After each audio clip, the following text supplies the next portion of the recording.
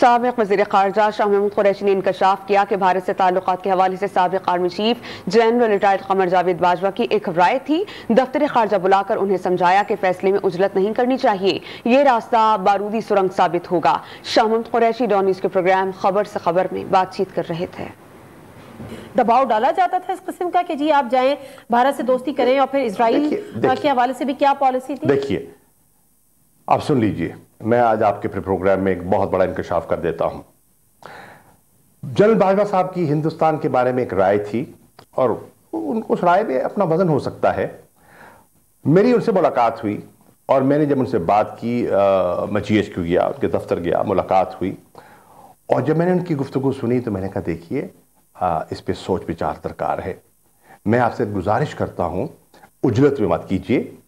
I invite you to the foreign office، آپ تشریف لائیے اور وہاں آ کے فورن آفس کا انپٹ لیجئے، اور ہم نے پورے ہندوستان کی جو پالیسی ہے، بی جے پی کی جو پالیسی ہے، مقبوضہ کشمیر میں جو کچھ ہو رہا ہے، اس کو سامنے رکھ کر ڈیبیٹ کی، اور سب نے کہا کہ یہ راستہ جو آپ کہہ رہے ہیں یہ ایک مائن فیلڈ ہے۔